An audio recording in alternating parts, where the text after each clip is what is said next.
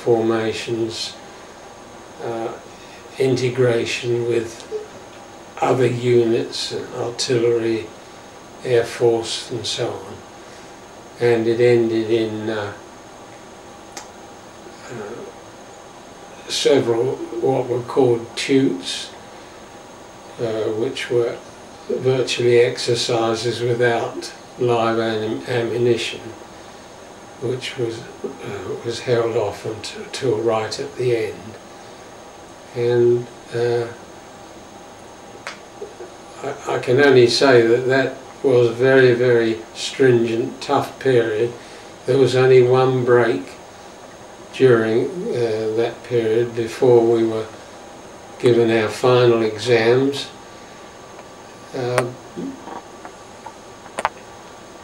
I remember one particular colourful part, being on Salisbury Plain. It was traditional to put you in a large charabanc, all the blinds pulled down. All you had was a map and a compass, and you were dropped off at certain points. You were given the reading of where you were dropped off, and you then had to make your way back to the barracks. I can remember that so well because I've actually done a drawing of it. I spent the night sleeping against a stone in Stonehenge, but it was a most important part of training life, and I got through it and was eventually commissioned. You're allowed to make 3 choices of regiment. My father's had been the Suffolks, so I thought it rather nice for him if I chose the Suffolks. And I got my choice, and we were very carefully told by the Grenadier Sergeant Major in charge of our mob that we were officers when we left the barrack gates, not before. Yeah. Yeah. And so we passed out, commissioned, and that was the start of things. I went on about, I think it was a week, 10 days leave, and then joined the Suffolk Regiment depot in Bury St Edmunds. Beautiful old town, and started to understand how to portray myself as a second lieutenant, wear the uniform properly, and live a life in the mess. It was all very, very strange and quite difficult to understand and take in at the time. Now, could I just ask you now, do you remember the date when you were told that you were leaving England? Did you know where you were going? No, no idea. When we were in Bury, we just had normal training, and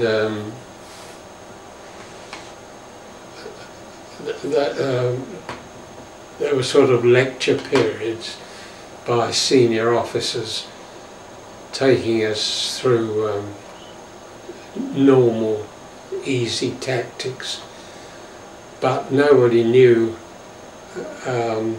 literally until the word came. And when was that? You were then given 24-hour notice that you were posted to a certain battalion of the regiment. One of my greatest fortunes really was to have been posted to the 5th. Yes. They had a regular officer who'd already got his men back through Dunkirk, Colonel Baker, one of the finest men I've ever met, and and couldn't have been a greater man to serve under. And they were at that time on extensive manoeuvres and training in the north of England, Knowsley Park, near Liverpool. So I took all my gear and joined them there under canvas, and we did again training shoots out on the moors. That in itself is quite interesting, in that I previously used live ammunition, mortar shells and so on, thrown grenades about, but there we did it, you know, in the real proper style, and we in fact had a couple of rather nasty casualties. It's very easy for mortar shells from early usage to drop short. We lost 4 men, but in England at that time it was very much stalemate. Nobody knew for sure quite what was really going to happen, whether Hitler was going to invade. And so we experienced in England the Battle of Britain, but even that had faded out. Now I might have to take you forward, I'm sorry for yes. it, but if we can go forward to now, you are going onto a ship. What was the name of the ship, and did you know where you were going to? Yes. Well then, we, as I said, we were doing all this training work, and we finished up in Leominster in Herefordshire.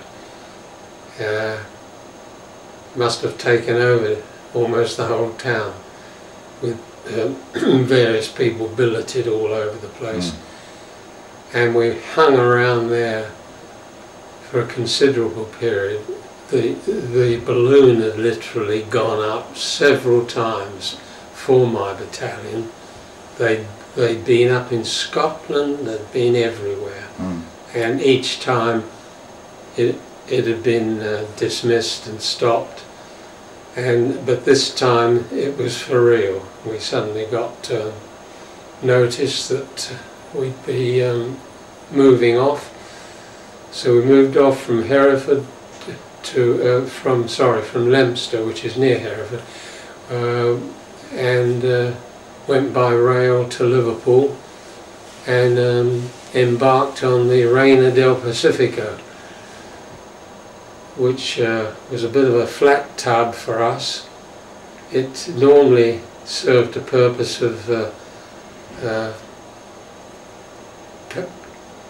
holiday passengers around the South America, but of course it was pressed into service for anything at that time. So we left Liverpool in the Reina del Pacifico.